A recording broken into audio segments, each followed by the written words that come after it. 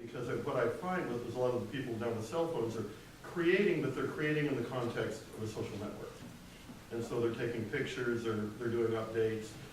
You're doing what I think that then counts as very creative activity, as well as accessing a lot of the information they feel they need in this kind of, in what still seems to me a limited affordance device. And so there seems to be a contradiction there. You know, in so many social networks seem to provide also a critical mass of pulling young people in from disadvantaged backgrounds, whether here in Texas or the people I look at in Brazil.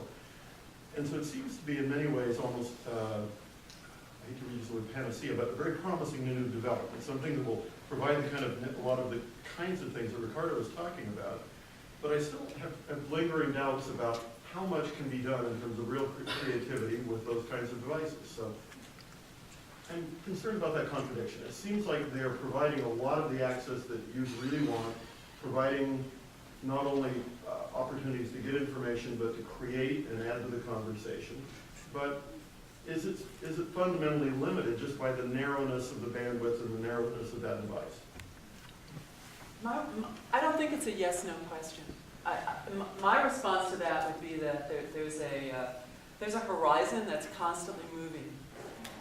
Even as cell phones change a lot, the capabilities change a lot, bandwidth is changing. So I think it's something we need to continue to observe and be mindful of. But I'm not, you know, that's why I pose it as a question. I'm not sure I'm willing to say it's good or bad. I don't want to say, oh, you have cell phone access, that's enough, necessarily. But I do think it's something we need to be mindful of. I think that, let me just add to that. I think we need to be paying attention to what is happening, what the transformation brought about by cell phones. I don't think cell phones are replacing computers, and I don't think access to internet on cell phones is replacing the need for public access computers. So there's a lot of things you can do and one you cannot do in the other, just the size of the screen alone. But there is a lot of room for creative use even on cell phones. Pictures and sharing pictures is one important thing.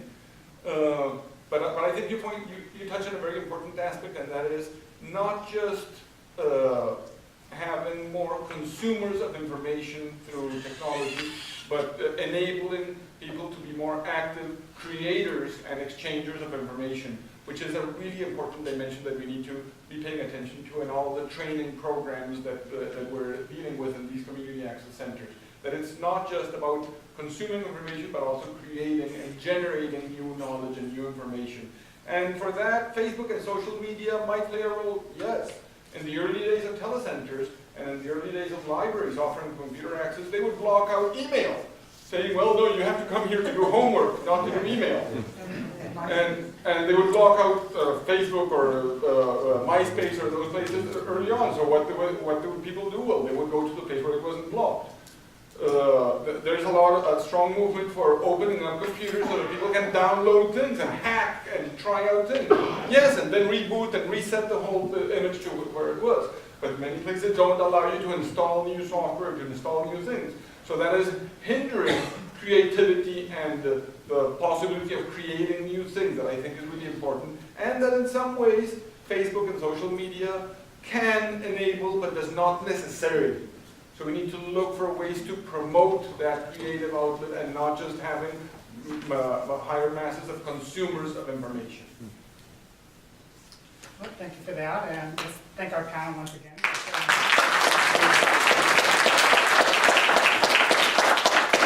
So we're running about half an hour behind schedule. I propose we take a 10-minute coffee break, and then we'll start up our last panel.